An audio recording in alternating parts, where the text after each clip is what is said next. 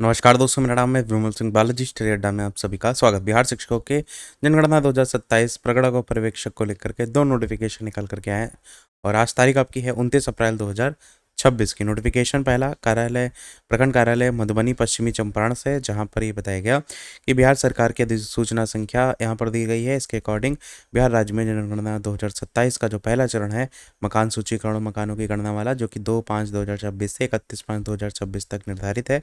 इसमें चार्ज स्तर पर प्रगणक और पर्यवेक्षकों को अपने अपने आवंटित कार्य क्षेत्र में समय पर अधो हस्ताक्षरी द्वारा दिए गए जो भी निर्देश हैं उसके अनुसार कार्य का निष्पादन ससमय करना अनिवार्य है।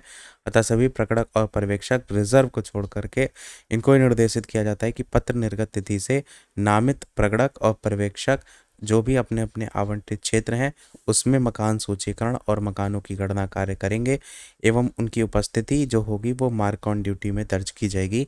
यहाँ पर भी देखिए यही चीज़ क्लियर कर दी गई है। इस अवधि में नामित प्रगणक और पर्यवेक्षक का अवकाश चार्ज गणना अधिकारी के स्वीकृति के उपरांत ही मान्य होगा। और नोटिफिकेशन देखेंगे तो कल यानी 28 अप्रैल 2026 को जो है वो जारी किया गया है। बाकी बात करते हैं हम हमारे दूसरे नोटिफिकेशन की। दूसरा भी नोटिफिकेशन कार्यालय प्रखंड विकास पदाधिकारी अरेराज पूर्वी चंपारण से है। यानी पहले वाला जो था वो मधुबनी पश्चिमी चंपारण था, ये वाला अरेराज पूर्वी चंपारण है, दोनों अलग अलग हैं।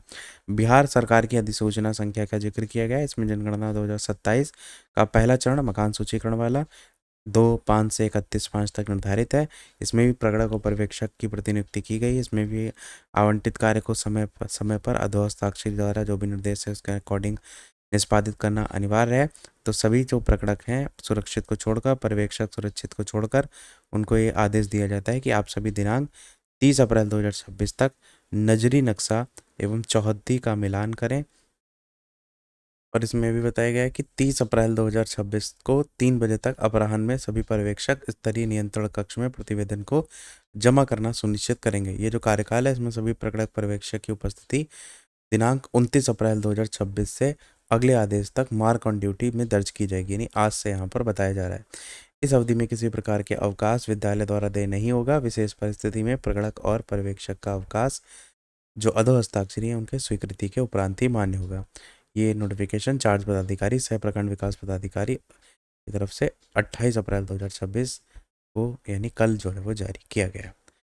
तो ये था हमारे ओवरऑल नोटिफिकेशन में। कोई प्रश्न कमेंट में पूछ लीजिएगा, वीडियो लाइक से सब्सक्राइब कीजिएगा। मिलते हैं अगले अपडेट में, तब तक के लिए सभी को नमस्कार, जय हिंद।